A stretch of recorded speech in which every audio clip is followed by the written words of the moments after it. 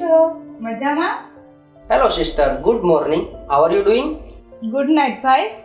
સાંજ પડી છે હો. તમારું આ અમેરિકા નથી, અમારું ગુજરાત છે. સમયની ખબર તો છે ને તમને? ઓહ સોરી. હું મજામાં છું. તું કેમ છો દીદી?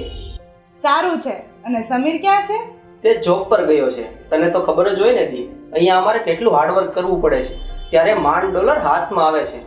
હા હો, એ વાત તો છે જ ને વળી. એક ખાસ કામ માટે મેં તને આજે કોલ કર્યો છે. બોલો ને સાહિલભાઈ, મારું તે વળી શું કામ પડ્યું? તને તો ખબર જ છે, મારી મમ્મી 2 વર્ષ પહેલા ઉપર ચાલી ગઈ છે, અને અમે બંને ભાઈઓ અહીં ન્યૂ જર્સીમાં એન્જિનિયરિંગ પૂરું કરીને જોબ પર લાગી ગયા છીએ. હા તો? અને અમે અહીં લગ્ન કરીને PR પણ મેળવી લીધા છે, અને ત્યાં મારા પપ્પા એકલા થઈ ગયા છે. તો કાનજી મામાને ત્યાં સાથે જ લઈ જાઓ ને America. This is not possible યાર. લિસન, મેં ગૂગલ પર જોઈને જ પપ્પા માટે ત્યાં ઇન્ડિયામાં એક સરસ મજાનો વૃદ્ધાશ્રમ ફાઇન્ડ કરી લીધો છે. પણ વૃદ્ધાશ્રમમાં કેમ ભાઈ? આમાંય પપ્પા વૃદ્ધ અને એકલા થઈ ગયા છે. જો આમને આમ ચાલશે ને તો એમને જીવવાની ઈચ્છા મરી પરવશે. એના કરતાં વૃદ્ધાશ્રમમાં તેના જેટલા અને તેના જેવા મિત્રો મળી જશે, એટલે તેમને સારું લાગશે. પણ ભાઈ સાહિલ, મામાને ત્યાં વૃદ્ધાશ્રમમાં રહેવાનું કંઈ સારું ના કહેવાય. અરે તને ખબર નથી વંદના, હવે તો વડીલોની કાળજી ઘર કરતાં વૃદ્ધાશ્રમમાં વધારે લેવાય છે. એટલું જ નહીં, દર અઠવાડિયે અને જરૂર પડે ગમે ત્યારે એક ડોક્ટર તેમની સારવાર માટે તૈયાર જ રાખવામાં આવે છે. આપણે તો ફક્ત પૈસા જ આપવાના, પણ ત્યાં તેમને મૂકશું ને તો તેમને જરૂરથી ગમશે. તું ચિંતા ના કરતી બેન, 15 દિવસમાં જ અમેરિકાથી ભારત આવું છું, અને ત્યાં આવીને બધી જ વ્યવસ્થા કરી દઈશ.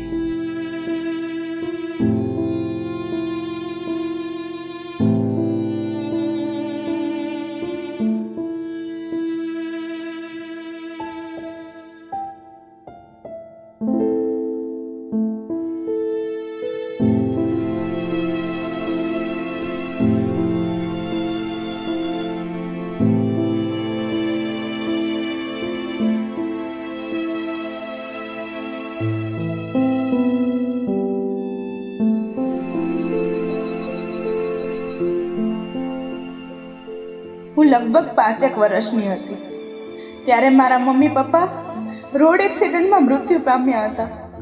ત્યારથી જ તેણે ઉછેરીને મોટી કરી, કોલેજ સુધી ભણાવી અને સારો છોકરો જોઈને મારા લગ્ન કરાવ્યા. મને સાસરે પણ વળાવી દીધી. મારી આ બધી જ જવાબદારી મારા કાનજી મામાએ જ નિભાવી છે.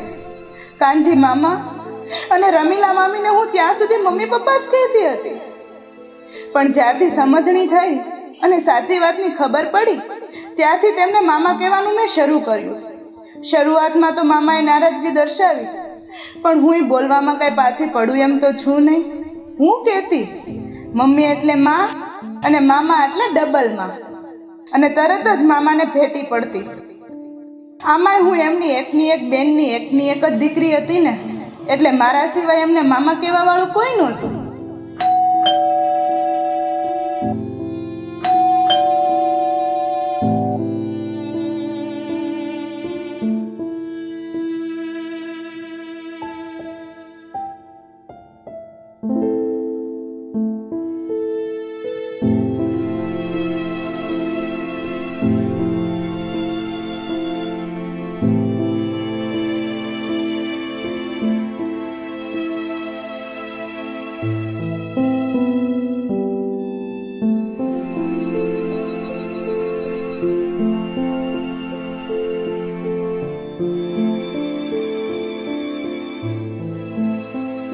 વિપુલ, હું તમને શું કહેતી હતી?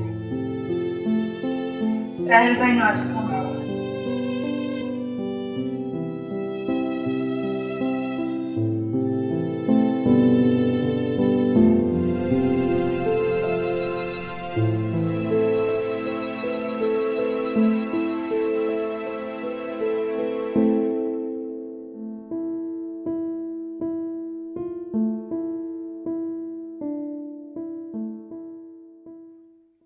તારી વાત સાચી છે વંદના.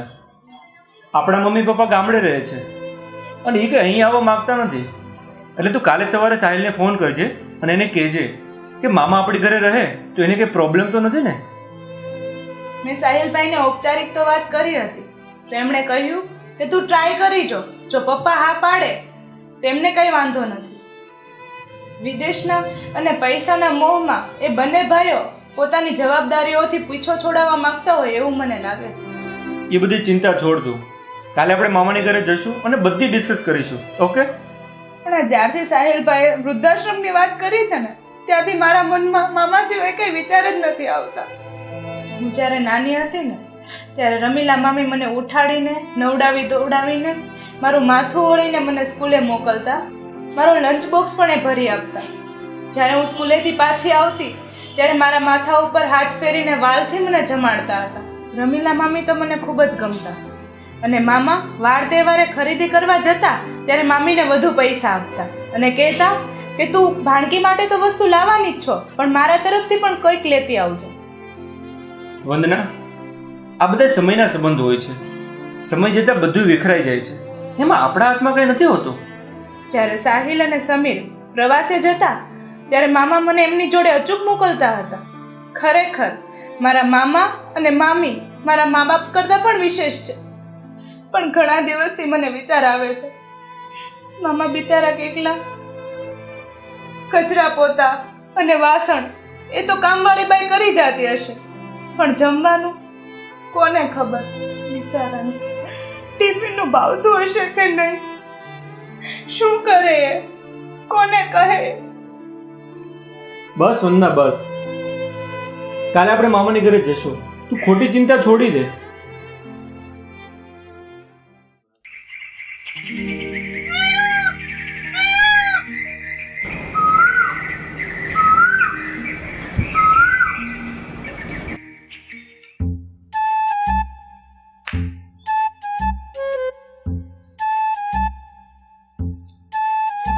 પેલો હાથ આપણો જ હોય હો ભાઈ.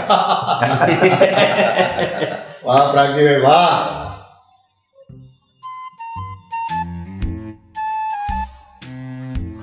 ઓહો મીંડી જો આપણી રાણી શેના બધાથી ભારે. અરે રાણી તો આમે ભારે જ હોય, બરાબર ને કેમજી ભાઈ? નથણી વાળા ગુરુ કહેવાય ને, એ તો ઘેરે આવશે ને પછી જ ખબર પડશે. લ્યો આપણો બાદશાહ કિંગ ઓફ કિંગ. પ્રાગજીભાઈ આ વખતે અમારી બાજી જીતવાનો દીધી તમે. હા જીતી ગયા તમે. હા લે કેતન, હવે બાટીવાર ફરી વાર બીજું હું. સમજી પ્રાગજી ને બેટા કેતન, હા આ તો આઠમ નજીક આવી રહી છે ને આ વર્ષે વરસાદ પણ ખૂબ સારો પડી રહ્યો છે. તો પછી આ તમારા કાનજીભાઈને તમારા જેવા ભેરું હોય ને તો શેની ઉપાધિ હોય? હે એ મોજુના ફુવારા છે, મોજુના ફુવારા.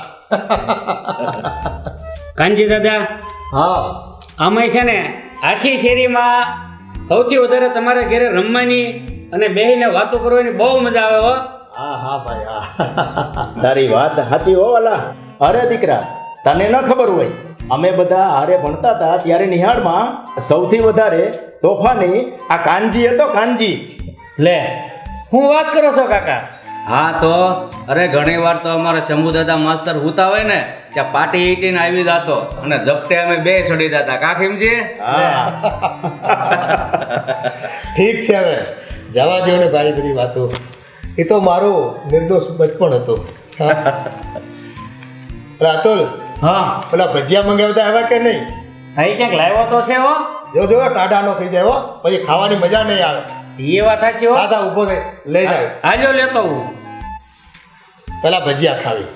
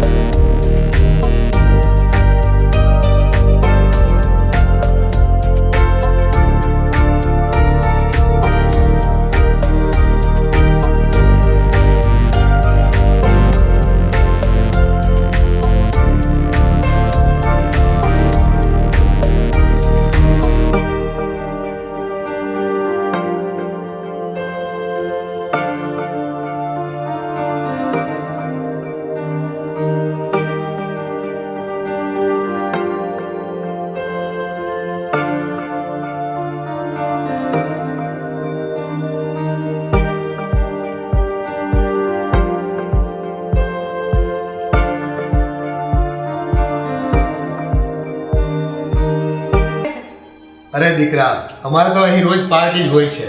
અમે બધા ભેગા મિત્રો મળીને રોજ મજા કરતા હોઈએ છે. હા પણ તારે અહીંયા અચાનક આવવાનું કેમ થયું? સાહિલભાઈનો ફોન આવેલો કે તમને અરે દીકરા, જે કાંઈ હોય એ કહી દે ને. આ બધા આપણા ઘરના જ માણસો છે, ડરવાની કોઈ જરૂર નથી. તે તમને વૃદ્ધાશ્રમમાં મૂકવા માંગે છે. મેં કહ્યું તેને કે હું મામાને મારા ઘરે લઈ જાઉં. હું? અરે તારા ઘરે? ના હો ભાઈ, ના ના, એ નહીં થઈ શકે. કેમ મામા, મારા ઘરે ના આવી શકો? મામા, તમને અમારા ઘરે ગમશે હો. આમાંય અમને તમારી છત્રછાયાની જરૂર છે હો મામા. દીકરા, તારા ઘરે મને ન ગમે એવું નથી, પણ હું ક્યાંય જવાનો નથી. ને હા, સાહિલનો મારી પર પણ ફોન આવ્યો હતો. બંને ભાઈઓ 15 દિવસે ફોન કરે છે અને રૂપિયા મોકલે છે. પણ હું અત્યારે મારી જિંદગી મસ્તીથી જીવી રહ્યો છું. એટલે આમે પણ મામા, દીકરા, મામા, સાહિલભાઈ કહેતા હતા કે તમારું રજીસ્ટ્રેશન વૃદ્ધાશ્રમમાં કરાવી દીધું છે. આમે તમારો સાળો સાહિલ તો બધુંય કરાવી દે એમ છે, પણ મારે તો મારું ઘર ભલું અને હું ભલો. અને તમે કોઈ ઉપાધિ કરતા નહીં, અમારે અહીંયા કાંઈ વાંધો નથી. અમે અહીંયા બધા મિત્રો મજા કરીએ છીએ. અને એ પણ કોઈને છેજ પણ નડ્યા વગર. હા, હા દીકરા, આમે આત્મીયજનના જવાથી એ જીવન અટકી નથી જતું. દુઃખી થઈને જીવવું, ખુશ થઈને જીવવું એ આપણે નક્કી કરવાનું છે. અને આમે તું જુએ છે ને આ મારું મિત્ર ગ્રુપ, તો અમે તો ઓળખે જ છે ને. આ બે મારા લંગોટિયા મિત્રો છે. હા અમે બધા મિત્રો નદી કિનારે લટાર મારવા જઈએ છીએ. અને અઠવાડિયામાં 2-3 વખત સવારે આ રીતે જ અમે બધા ભેગા મળીને જીવનની ઉજવણી કરીએ છીએ. હા અને હા, આવો આનંદ બીજે ક્યાંય મળતો નથી. અને જો તમને હવે સાહિલનો ફોન આવે ને તો એને કહી દેજો કે કાંચી મામાની કાંઈ ચિંતા કરે નહીં. પણ મામા, તમે અમને તમારી સાથે રહેવાનો અને સેવા કરવાની એક મોકો તો આપો. જમાઈ, દીકરી, તમને શું લાગે છે મને સેવાની જરૂર છે? હું દુઃખી છું? નહીં.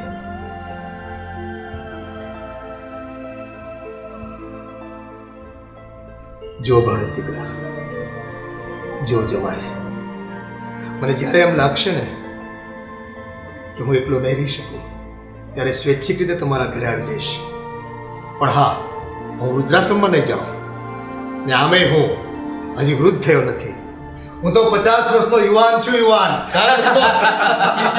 હા કાનજી, હા, તારી યુવાની તો છારે કોર ફૂટી નીકળે છે.